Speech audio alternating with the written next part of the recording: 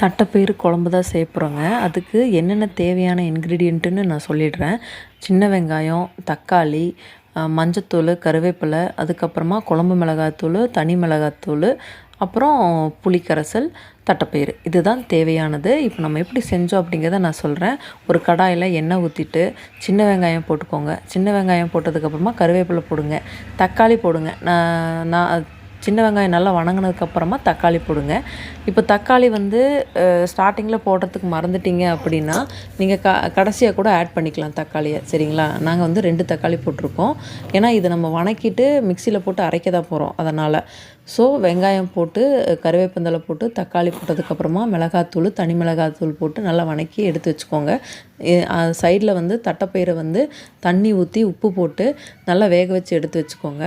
இப்போது எண்ணெய் இன்னொரு கடாயில் எண்ணெய் ஊற்றிட்டு நீங்கள் இப்போ இந்த ஸ்டேஜில் சின்ன வெங்காயம் போடணுன்னா போட்டுக்கோங்க, ரொம்ப ரொம்ப நல்லாயிருக்கும். அதுக்கப்புறமா கடுகு, ஃபஸ்ட்டு கடுகு போட்டுட்டு சின்ன வெங்காயம் போடுங்க. சின்ன வெங்காயம் போட்டதுக்கப்புறமா பட் நாங்கள் வந்து சின்ன வெங்காயம் ஆட் பண்ணல. சின்ன வெங்காயம் நீங்கள் இப்போது இந்த தாளிக்கிறப்ப ஆட் பண்ணோன்னாலும் சூப்பராக இருக்கும். அதுக்கப்புறம் நாங்கள் கடுகு, கருவேப்பந்தலை போட்டுட்டு வேக வச்சு தனியாக எடுத்து வச்சுருந்தோம் இல்லைங்களா தட்டைப்பயிறு, அது வந்து அரவைக்கடாக தான் இருக்கணும் அந்த தட்டைப்பயிறு. ஸோ அதை வந்து அதில் போட்டுட்டு ஒரு வணக்கிட்டு நம்ம மிக்ஸி ஜாரில் அரைச்சி எடுத்து வச்சோம் இல்லைங்களா அந்த வெங்காயம் தக்காளி பேஸ்ட்டு, அதை வந்து இதில் ஆட் பண்ணிவிட்டு நல்லா ஒரு கிளறி விட்டுட்டு அதுக்கப்புறமா நம்மளுக்கு எவ்வளோ தண்ணி தேவையோ அதை வந்து மிக்ஸி ஜார் அலசி அந்த தண்ணியை அதில் ஆட் பண்ணிக்கோங்க. உப்பு உப்பு எவ்வளோ தேவையோ அதை பார்த்துட்டு போட்டுக்கோங்க, சரிங்களா? ரொம்ப தண்ணியாக வேண்டாம்.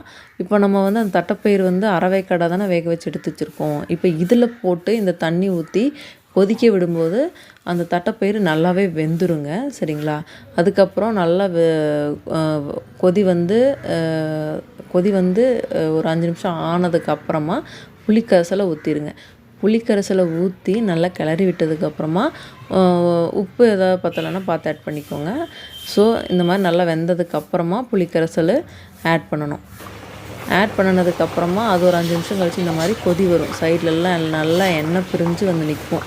இந்த டைமில் இறக்கி வச்சுருங்க. குழம்பு ரெடி ஆயிடுச்சு. ஸோ நீங்கள் வந்து இந்த குழம்ப ட்ரை பண்ணி பாருங்கள். ரொம்ப ரொம்ப டேஸ்ட்டாக இருக்கும். ட்ரை பண்ணி பார்த்துட்டு எப்படி இருந்ததுன்னு எனக்கு சொல்லுங்கள். தேங்க்யூ.